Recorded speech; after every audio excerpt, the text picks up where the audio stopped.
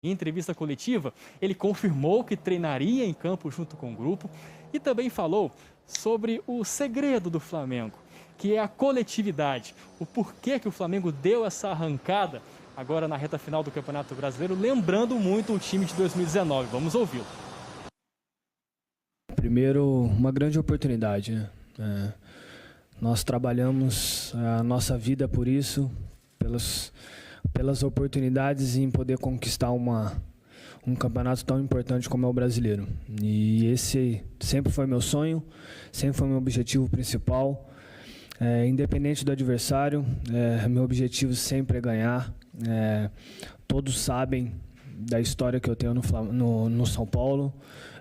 Tenho um grande carinho e admiração pelo clube, porque foi ele que me deu a oportunidade em começar a jogar futebol, que sempre foi meu sonho. Então, gratidão. Mas hoje, visto a camisa do Flamengo, e para mim é um orgulho imenso e uma satisfação em poder representar essas cores. Então, para mim é gratificante e espero que possamos fazer o nosso melhor, que conseguimos fazer um grande jogo para que a gente consiga mais uma vez o título brasileiro. Eu tive uma pancada bem forte na área do tornozelo, mas graças a Deus estou bem.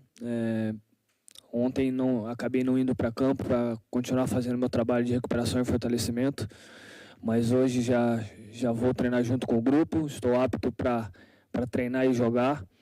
E o mais importante é que a equipe esteja bem, focada, para que a gente possa nos preparar muito hoje e que amanhã a gente esteja numa grande noite. Acredito que o Rogério vem fazendo um grande trabalho, onde vem tirando o melhor de cada jogador, que eu acho que isso é o mais importante.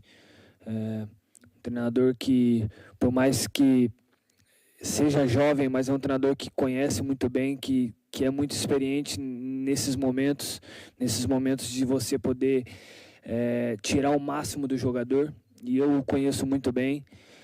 Então, acredito que ele vem fazendo um grande trabalho no Flamengo e a gente espera que ele permaneça por muito tempo. A gente sabe a dificuldade que é essa mudança de treinador, porque isso aí, de alguma forma, nos atrapalha muito. E nesse ano, nessa temporada, foi muito difícil para nós, porque tivemos algumas mudanças e isso acaba afetando muito os jogadores e a equipe. Então, a gente espera que a gente possa terminar essa temporada com chave de ouro, que ele possa permanecer por muito tempo conosco e que juntos conseguimos construir uma linda história aqui no Flamengo. Como um jogador da defesa, eu procuro analisar sempre o conjunto, né? Porque fica muito fácil quando o time está ganhando a gente falar a zaga é boa, a zaga é consistente, a zaga é isso e aquilo. Quando está perdendo, você culpar os defensores porque está perdendo. Eu procuro sempre pensar no conjunto, no time. E o futebol tem que ser assim. Porque eu acredito que o nosso futebol mudou a partir do momento que a gente começou a se entregar de uma forma conjunta, né? E eu acho que o futebol é isso, cara.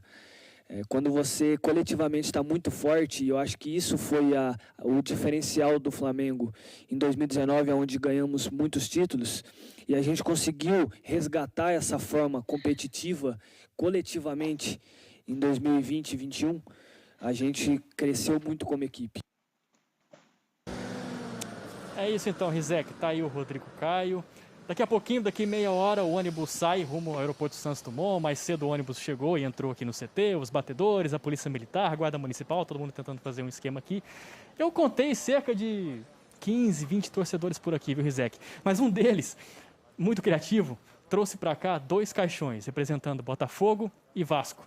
E aí falava a questão do tetra rebaixado, tri rebaixado, meus sentimentos. Aí eu conversei com esse torcedor, Rizek, ele gastou R$600 para ser criativo e vir aqui à porta do CT Ninho do Urubu. A gente lembra, claro, que o Vasco ainda não está matematicamente rebaixado, é quase impossível ali tirar 12 gols de saldo, mas a torcida já entrou nessa brincadeira.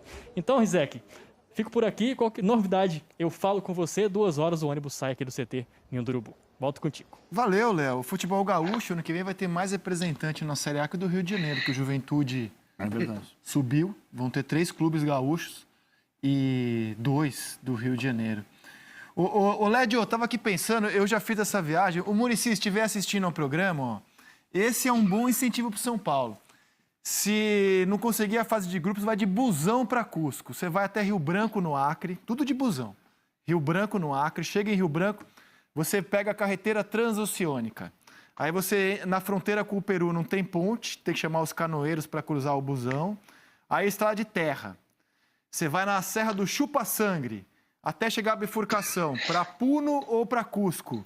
Vários dias de viagem no meio da selva, sem lugar onde comer, com calor danado. Delícia essa viagem até chegar a Cusco. É um incentivo para o São Paulo. Se não ganhar, se não conseguir ir para a fase de grupos, vai de busão para Cusco. Quantos dias demora?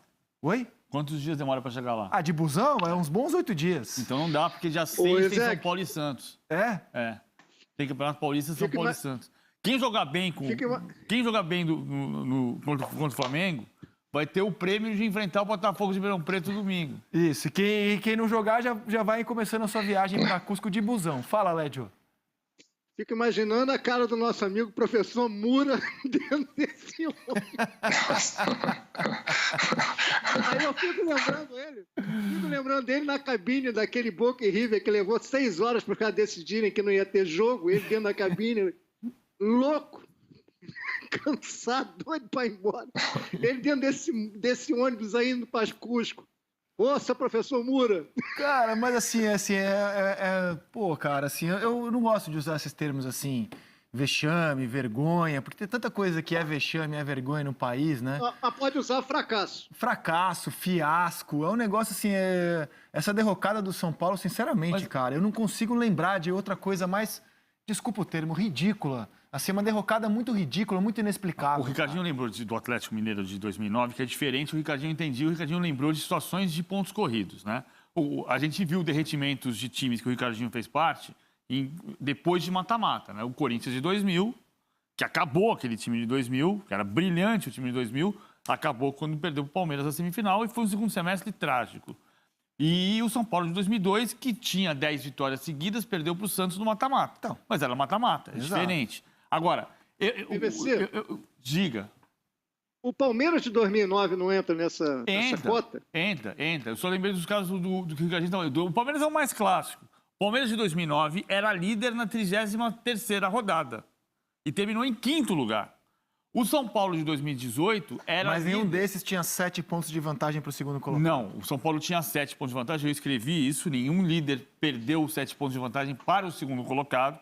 O Palmeiras chegou a ter 5 pontos de vantagem para o segundo colocado, que era o Goiás, naquele momento, e perdeu o campeonato, perdeu a liderança depois da 33ª rodada. O São Paulo de 18 perdeu a partir da 27ª rodada, perdeu o jogo para o Botafogo, o Palmeiras ganhou do Cruzeiro e assumiu a liderança.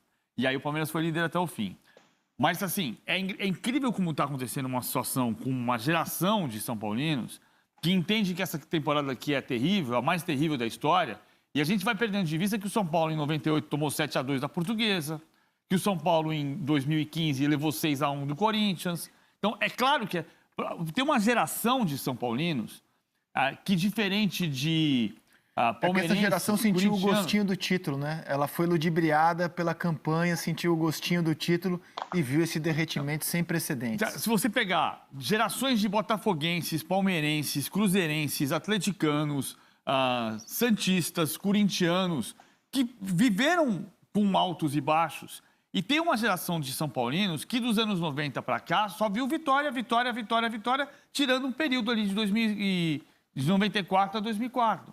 Que mesmo assim o São Paulo ganhou o Campeonato Paulista de 98, foi campeão paulista em 2000, foi vice-campeão da Copa do Brasil de 2000, mas tem momentos do São Paulo que são delicados. E o São Paulo precisa, para voltar a ser o clube que a gente enxerga, como eu falei 1 mês atrás, havia um tempo que o Ricardinho jogou no São Paulo, que você olhava para o São Paulo na reta de chegada e dizia, o São Paulo vai ganhar o campeonato. Como se olha para o Flamengo hoje. Como se olha para o Flamengo hoje. E hoje, você olha para o São Paulo e começa a perder para o Grêmio e perdeu o Bragantino. Aí o São Paulo vai perder o campeonato. E você não confia. Sabe que o São Paulo é o segundo time que menos somou pontos no ano, né? Só o Botafogo é pior do que o São Paulo em 2021. Os 3 piores times do ano são Vasco, São Paulo e Botafogo. Então, nesse momento, o São Paulo tem um rendimento de clube rebaixado, um rendimento de Vasco, de Botafogo. O Vasco está melhor que o São Paulo em 2021. O Vasco tem mais pontos no Campeonato Brasileiro do que o São Paulo em 2021. É grave a crise, hein? É gravíssima a crise. Quando você olha, o São Paulo somou 7 pontos, cara, em 2021. E perdeu do Botafogo. E perdeu do Botafogo. E empatou com o Curitiba. Que somou 4, né? Assim. E olha, a gente tá vendo o Rodrigo Caio falar, eu acho também simbólico que o Rodrigo Caio tenha a chance de levantar a taça no Morumbi. Para o São Paulo também lembrar que nesse momento de seca, a quantidade de jogador que o São Paulo queimou e foi brilhar em outros clubes, como o Rodrigo Caio. Sim. Né? Que pode ser bicampeão, tendo 2 campeonatos impecáveis como zagueiro do Flamengo.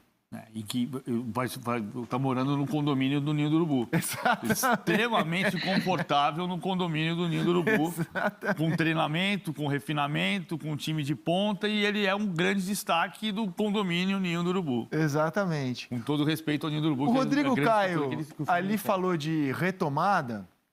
Todo time nesse Campeonato Brasileiro deu uma fraquejada. Ninguém como o São Paulo. O Flamengo deu também.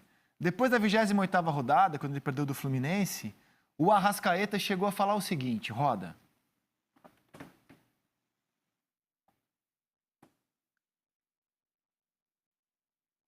Tomamos um gol de novo. Não tem muita palavra, a gente tem que sair com vergonha hoje porque o jogo que a gente está perdendo, na verdade que assim a gente não merece ser campeão. Ele estava com o troféu de melhor em campo ali, meio constrangido pela vitória do Fluminense. Àquela altura, a classificação do Campeonato Brasileiro mostrava o seguinte, o Flamengo terminava a rodada como 4º colocado. 7 pontos atrás do líder São Paulo. E o Flamengo tratava aquilo como, o Flamengo é a gente, né? Dizia que o Flamengo não ia chegar, né? Dentro do Flamengo, eu ouvi gente dentro do Ninho do Urubu dizendo uma frase que foi parte dessa mobilização a que o Rodrigo Caio se referiu. O campeonato está fácil de ser vencido e nós não estamos conseguindo vencer. Então, esse discurso, que é o discurso da verdade, de olhar no olho e dizer o que está acontecendo, foi o que ajudou a mobilizar o Flamengo para a recuperação, para voltar a disputar o título e ser um time com uma chegada muito forte. Depois, principalmente do jogo do Ceará, essa frase eu ouvi. E ainda depois da derrota para o Atlético Paranaense. O São Paulo, nesse ano, venceu uma partida das 10 que disputou. O Flamengo venceu 7 das 11 que jogou. O Flamengo perdeu 3 vezes nesse ano, já em 2021. Então, e ele pode ser campeão com a pontuação do vice-campeão do ano passado. O que reforça o campeonato estava fácil de ser vencido. Depois dessa fala do Arrascaeta, ainda perdeu um jogo, né? Para o Ceará. Para o Ceará e para o Inter, e para o Atlético. Perdeu do Fluminense, aí perdeu para o Ceará e perdeu para o Atlético Paranaense lá na frente. Okay. Então, por isso, pode ser campeão com a pontuação do vice do ano passado. Fala, Ricardinho. Bom, tá claro que chegam a disputar, né, Inter e Flamengo, que foram as 2 equipes que nesse último momento, nessa reta final aí, últimas 10 rodadas, vamos colocar assim, 8, 10 rodadas, mantiveram a regularidade. E isso estava claro, porque o campeonato estava competitivo, o São Paulo deu uma escapada em determinado momento, porque conseguiu performance, abriu 7 pontos, e depois começou a cair. E as equipes que conseguiram se equilibrar, porque o Flamengo teve o seu momento ruim, conseguiu se recuperar. O Inter também teve, quando saiu o Cudê, e a gente tem que lembrar bem na chegada do Abel, né? Houve um momento que 4 jogos de questionamento para o Inter. Pois, e aí o Inter encontrou, acho que depois daquele jogo da Libertadores, que ele foi eliminado lá com o Boca, até pelo rendimento, dali em diante parece que consolidou o Inter, a forma de jogar, a confiança dos jogadores no trabalho do Abel, e o Inter começou a crescer. Então foram as 2 equipes, o Atlético Mineiro mesmo, que fez uma temporada ótima, bons resultados, bons jogos, em alguns momentos encantou a todos, né, pela condição ofensiva, e aí foi caindo novamente, foi se desequilibrando, foi oscilando, principalmente a questão defensiva de fazer gols, ofensivamente está bem, mas defensivamente ter esse desequilíbrio. E aí algumas situações do Sampaoli também, que a gente sabe que aconteceu no Santos também, acabaram o Atlético Mineiro acabou perdendo o rumo. Então, Inter e Flamengo conseguiram esse equilíbrio, conseguiram essa regularidade. Por isso que eles chegam. O Flamengo conseguiu essa última vitória, passou o Inter, né? E conseguiu ter a vantagem de depender só dele. Agora, uma coisa do Flamengo que eu queria colocar, que é importante, além de todo esse processo que o PVC colocou muito bem, né? A questão do campeonato, estamos perdendo o campeonato, eu acho que também houve uma conversa do Rogério com os jogadores. Porque em determinado momento não era só a performance, né, do time. Em determinado momento era algumas substituições, descontentamentos, aquele negócio do jogador sair e ficar com a cara feia, ou de repente ter alguma atitude que chamasse a atenção, né, nossa, como analista. E eu acho que o Rogério teve essa conversa com os jogadores no sentido de que, olha, nós precisamos da performance, mas aqui não tem sacanagem, não tem nada contra ninguém. Eu vou colocar os jogadores que eu acho e vou tirar no momento que eu acho. E essa conversa, pela vivência dele, acho que também foi importante para a confiança dos jogadores no trabalho dele. Isso ajuda muito quando o treinador tem essa conversa franca com seus atletas, e acho que foi o caso também no Flamengo. Diga, Lédio. Não, eu acho que é o seguinte, foi um campeonato bem diferente dos outros, né? A pandemia mexeu muito com o calendário, os jogos ficaram muito um em cima do outro, então, no final das contas, você não teve nenhum time confiável no campeonato, absolutamente confiável. Agora, você pode dizer que você teve os mais regulares e que foram os que chegam à última rodada com chance de ser campeão. O Inter teve dois bons times no Brasileiro, o do primeiro turno com o Kudê e o do segundo turno com o Abel. Dois times competitivos, não são times perfeitos, são times que têm alguma limitação, mas que competem muito. E tem o Flamengo que passou, contando já a última rodada, 27 rodadas no G4. Eu cansei de falar, inclusive no Seleção. O Flamengo está em quarto, mas o Flamengo, mesmo não estando em um bom momento, em alguns momentos ele joga melhor do que quem está à frente dele, pela qualidade do elenco. Então é um time que, por mais que tenha oscilado, ele não desgarrava da frente. Vão ser 27 rodadas no G4. Esse é um time que brigou em cima o tempo todo, mesmo sem ser o mesmo time de 2019. E um detalhe que eu acho que diferencia muito